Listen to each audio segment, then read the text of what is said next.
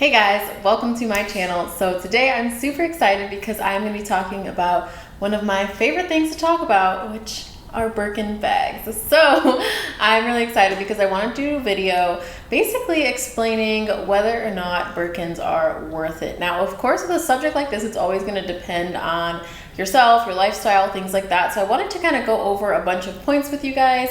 So that way, if you're considering getting a Birkin, you know if you want to end up putting the money into it or not. Maybe it's not worth it for you. Maybe it is worth it for someone else. So I figured I'd cover all the bases with this one, especially if you guys are really thinking about it. So by the time you get to the point of deciding whether or not a Birkin is worth the money for you, there's probably three things that you already know that are just the basics that I'm not going to go over like a ton because these are kind of pretty much the basics. So number one is that they are handmade, which is pretty awesome because the people who make them have spent tons and tons of time doing this craft. So it's something that is expertly handmade. Also, number two, it's made from some amazing materials, very high quality. Of course, you're going to get a really good bag. I mean, it's a high price item, so you should be getting a good bag.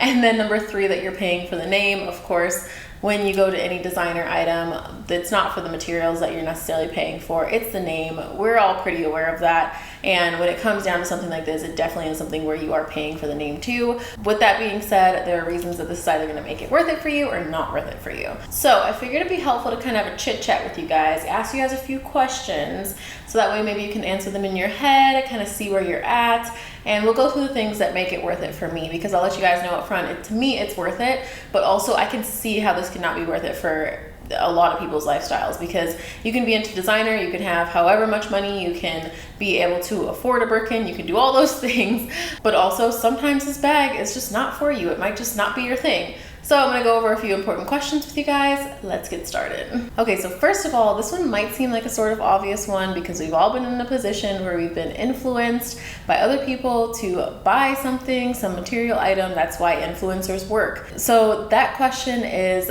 do you want it because other people have it, or do you like it because you just genuinely like the product, or you like the history of the brand, whatever the case may be that you genuinely like it for, or is it just because you've been seeing it a lot on Instagram, people talk about it on Twitter all the time, because this is kind of the topic to talk about, and they have been for a long time. Like, this is that bag. But still, it comes down to, if you're repeatedly seeing something on Instagram, you kind of convince yourself that you want it sometimes, even if you're not necessarily that into it. So I would definitely take a look inside and see if this is something that you really want, or if you just saw your favorite celebrities or your favorite influencers wearing this bag, or you just see people style it really well, because there are plenty of other bags that have a similar enough style to Birkins that if you just like something that's the shape of it, or you like how someone else styled it, you could even start with a different type of bag and see if that really works for your lifestyle. But if it's the Birkin that you're really after, then let's keep going with the questions. Okay, this one might seem like another obvious one, but are you really going to use it? And I mean, are you actually really going to use it? And what I mean by that is not necessarily if it's like, oh, this can fit all your stuff and this, you can take it here. Theoretically, yes, you can do all of those things, but are you going to be willing to take that bag out of the box and outside into the real world? Because it's an expensive bag, we all know that. But at the same time, are you going to have it sit in the closet? Because hey, it's your stuff, do whatever you want with it. But I am not the type of person to let my bag sit in the closet. I don't want to keep anything that I don't use, because I could sell it and use the money for something else, or just save the money. So I don't want things to kind of just be sitting in the back of a closet, and that really pains my heart. But like I said, do with your items what you want, but it's something where you really want to be practical about it and think, if you're going to take this bag out the house, are you going to feel comfortable carrying it? Is it something where you're going to be okay with taking it different places? You're not going to be too worried about it to set it down on a table or set it down in a chair when you go out, because you're afraid that something's going to happen to it. Babying bags is one thing, but babying them to an extreme is kind of tough, because you get to a certain point where you have to realize that it is a bag. It's meant to be used, especially a Birkin. It's meant to have stuff thrown into it. You take it on travel, you take it on a plane, all that type of stuff. It's meant for that. But are you going to use it for the purpose that it has, or are you going to be kind of too afraid to take it out the house and then it ends up not being worth it for you? So I would definitely really consider how you are with things like that. Maybe if you have other designer bags that you've really babied and you don't use too much, or maybe if you've purchased a high-priced designer bag before and you're like, hey, you know what, this is perfect for me because I'm not afraid to wear it out. I want to get my cost per wear out of it because that's how I am. Also, when it comes to actually using the bag, yes, the bag can fit a lot. This is the Birkin 30, and I do have the Birkin 35 sitting right here too. This is the Birkin 35. Of course, this bag can hold a ton, this bag a little bit less, but still a lot. But keep in mind when it comes to thinking of if you're gonna use the bag, it does not have like a crossbody strap. I know that most of us know this already, but it doesn't have like you can't throw it over your shoulder. It's not like a bag where you can just take it and crossbody it and run out the door. It's gonna be something, I guess you can kind of fit this on your shoulder, but it's not comfortable. It's not meant for that. But yeah, this is not a bag that you can just like throw crossbody. And the reason that I say that is because do you find yourself wearing a lot of crossbody bags and backpacks? Because I went through a whole phase of only really using crossbodies and backpacks because I wanted to be hands-free all the time. I'm not really like that anymore. That was maybe like 5-6 years ago when I was kind of running around more than I do now. Now I can kind of top handle carry something and it's not difficult for me whatsoever. But if you tend to be the person who gravitates toward those crossbodies and those backpacks, this honestly may not be the right bag for you. I would say maybe even look into the Kelly because it might be more of a good fit for you. If you like to have a long strap on the bag, perfect, that might be the bag for you. But with the Birkins, it is going to get a little bit heavy when you're walking around. It is something that you kind of have to be aware of. You're going to be picking up, putting it down, and it's not just like throwing on a crossbody. It doesn't have that ease of use like the crossbody does. So I would just keep that in mind. If you look at your collection, maybe you didn't even notice it before. If you look at your collection though, and it's a lot of crossbodies, it's a lot of like things that have options to crossbody, even though they can be top handle carried, I would definitely think about it because this is not going to be a bag like that and you may not pick this up as much. Might not be worth it for you. Now, another point to bring up is, like I said, these bags are meant to be used. They're meant to have things put in them. They are meant to be able to take them with you places and carry everything that you want. But at the same time, keep in mind that these bags do get heavy, especially the 35. It does get heavy. I personally don't mind it. I don't care at all. So the way that I feel about heavy bags is I will sacrifice any type of heaviness in a bag just to carry it around. So do you guys remember the Alexander Wang Rocco bag? I think is the big one. There was the Rocky bag, which I think was a small one, but then there's the Rocco bag, which is the big one, and they were really popular like a while back.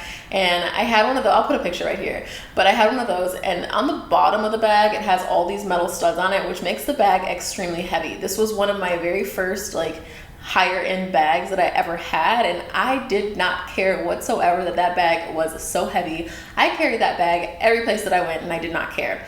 And that was partially because I liked the bag so much, partially because it held everything that I wanted it to, and just because I was just happy to be carrying it around. So if that is enough for you and you're gonna be happy to carry this bag around, you don't care about the weight, that is how I feel about it, then this might be perfect for you. But if you're gonna be kind of like down because your arm is heavy or it's not something that works for you, maybe you're like used to having to take care of a lot of stuff and run around a lot and you just don't want something weighing you down like that, then this is not going to be the bag for you. So it really is going to depend on not only your lifestyle and where you're going, but also what you care about most, because some people just want to be hands-free, something lightweight, ready to go because of the things that they have to do, and some people don't care. Some people will lug around this bag, whether it has, I don't know, I put my laptop in here, I put all types of stuff in here, and I don't care if this bag weighs 25 pounds, I will still be carrying it around with me. I don't care. It's not a factor for me. But for some people, I know that's really, really important. All right, the next thing to consider is what is your style? Now, for me personally, my style is pretty casual, but it's also a bit edgy. Sometimes I do dress up a little bit, and I feel like that is what the Birkin is meant for. It's kind of something that's a little bit in between to me. It's not a super fancy, getting dressed up in like a dress gown or type of something like that. It's not really like that type of bag. For me, it's something that's a bit more casual, especially when it comes to the 35. This is a really casual bag for me. So I would wear it with something like I have on right now. I just have on a pair of jeans. You can't really see them, but I have on a pair of jeans right now and this cute little top. And I would wear it with something like this, or I'd even wear it with a regular t-shirt and some jeans. This is something that is going to be just very versatile when it comes to the casual side of wearing things.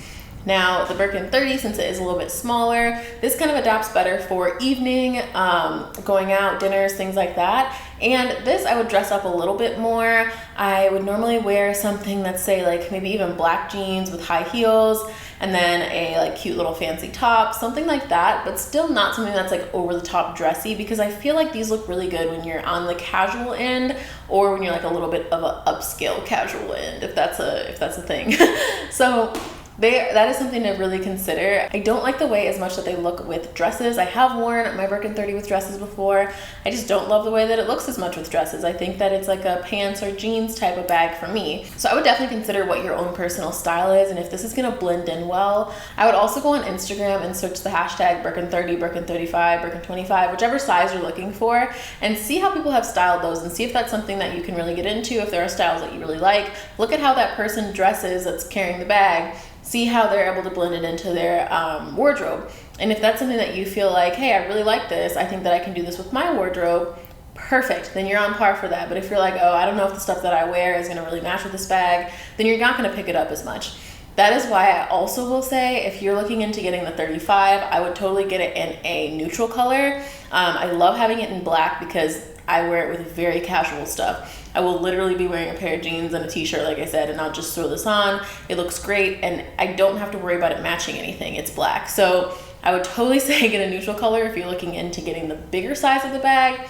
For the smaller one, I like having the pop of color because then I can just plan my outfit around it. I'm probably going to either an event or something in the evening, something, I don't know, that I was gonna pick out a specific outfit for anyway. I don't usually just grab this bag and go. So I would definitely think about what your style is gonna be with it, because that's gonna be a big part of whether or not you actually get the cost per wear out of this bag. Okay, so now moving on to the way that I personally feel about the bag. So there's a few ups and downs to the way that I feel about this, and the reason for that is because, first of all, I have noticed that since I got my first Birkin, it has soothed my need to really want to buy other types of bags.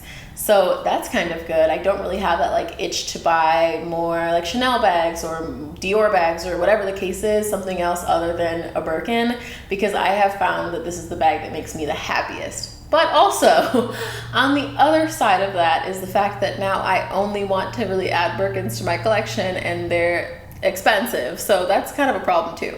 So just letting you know, you guys might get a little bit hooked on Hermes. If you do end up buying a Birkin, if you do end up buying a Kelly, you might kind of get hooked to Hermes, and it's an interesting addiction to have, let me tell you that. But honestly, I think that it's worth it too, because you can always resell these bags. You can get a lot of money out of them. It's great. You can also sell other bags to purchase those bags if you just only want to have a collection full of Birkins, which honestly, what a dream. But yeah, I'd say keep that in mind. But like I said, the good thing about it is that it really did soothe my needs to buy other types of bags. And I feel like I really found something that I like a lot. So if it's a bag like that for you, where you're like, hey, I think that this is my like holy grail bag, then honestly, you might just be really happy with it once you get it. And you're like, hey, my collection, I'm content with where it is. This is perfect. And even though the price is really expensive, it might stop you from buying other bags. So I mean, honestly, it might be a win for you. Some advice that I have is to look at the Preloved Market. Some people only want to get theirs directly from the Hermes store. Totally understand, I get it, but basically everything that I buy is Preloved. So my handbags, most of them are Preloved. I don't usually buy anything directly from the store. Both of my Birkins are Preloved, and I got them from Fashion File. I would highly recommend Fashion File. They go through a very deep authentication process of these bags, and they have been seeing them for a long time, so they really know what they're doing. This is not sponsored whatsoever, but I trust them, and that is the only place that I really want to buy Birkins from. But I also like it because you can go on there, you'll see new bags pop up on the site, and a lot of times you can find them for under what the retail price is. A lot of times Birkins will be marked up on the resale market, but sometimes you can find them for under the retail price. Like for example, this Birkin 30 is in really, really good condition, and I paid a little bit under what the retail price would be for it. And a lot of times they are marked up above the retail price because they're harder to get from the store than they are on the resale market. So that's one thing to consider. This one, since it was pretty used, it's not as in new condition. You can see that it's got like, I don't know how well you're able to tell, but it's got some bumps and bruises. It's been through some things. So this one was quite a bit below retail. And the cool thing about that is that this bag has so much life still left in it, but I didn't have to pay the huge price. I got to pay a little bit under that, which, I mean, it's still a lot of money, but still anything that you're saving is good. So I would definitely recommend buying Preloved if you're open to that. I totally understand if it's not your thing and you only want to get it directly from the Hermes store. It's a very special experience for each individual person, and if you're spending that kind of money, do it the way that you want to do it, because it's your money. One more piece of advice that I have is to pay attention to what you actually want, because one thing that I've seen a lot of YouTubers say is that when they go directly to the Hermes store to get a bag, that they'll be offered something that is not necessarily what they want, but they take it anyway and then end up regretting it. So that's something that I don't want people to fall into, because I know that can be hard. Like you finally get offered a Birkin, you're so excited, but it's in a color that you don't really like, or it's in a hardware that you're not happy with, or a size that you don't really want. I would definitely recommend paying attention to what you actually like, so that you don't get caught up in the moment. Same thing goes for if you're looking at Fashion File or any other resale site where you're looking there and you see something pop up for a good price and you know that it's a pretty good deal.